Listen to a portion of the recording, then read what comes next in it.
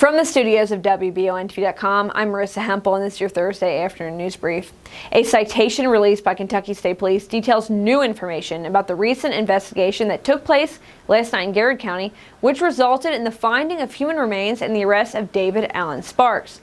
The citation states that another Allen Sparks, possibly the father, informed his attorney that he was concerned about a, quote, foul odor coming from his property. According to this report, the information, coupled with the fact that David Sparks is a primary suspect in Savannah Spurlock's missing person case, led investigators to search his property.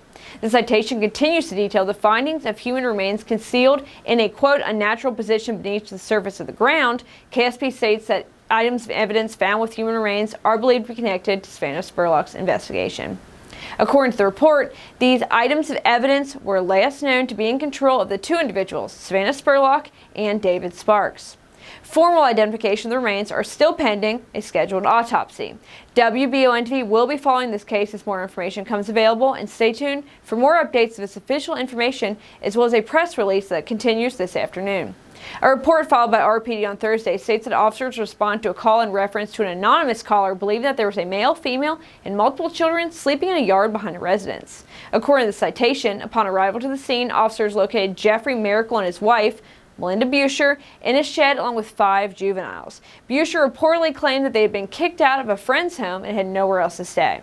RPD explains that when they attempted to identify Miracle, he gave a false social security number and stepped out of the shed claiming he, quote, had to pee.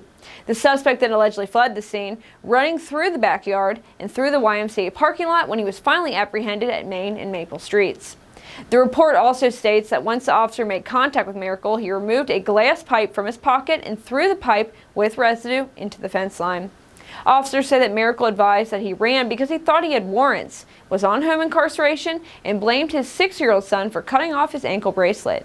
The citation continues, stating Buscher and 4 juveniles were then taken to the Richmond Police Department, where Child Protective Services were contacted. The oldest juvenile reportedly ran from the scene in hopes police would chase him instead of his father.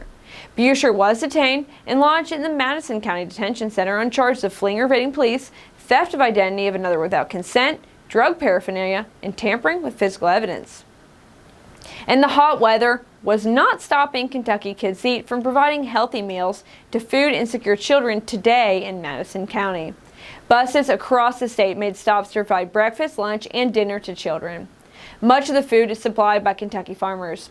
Commissioner of Agriculture Ryan Quarles said the program to connect Kentucky Kids Eat and Kentucky farmers was started 2 years ago to create a new market for farmers across the Commonwealth while also providing children healthy meals. Quarles said a grant is being used to provide a small incentive to school systems and meal programs to choose Kentucky-grown food. It was reported that the incentive has been successful, with a growth in farmers participating, and that 2,000 Kentucky feeding sites have now been chosen to use Kentucky-raised food. For more stories such as these, be sure to visit Richmond's very own WBONTV.com. I'm Marissa Hempel.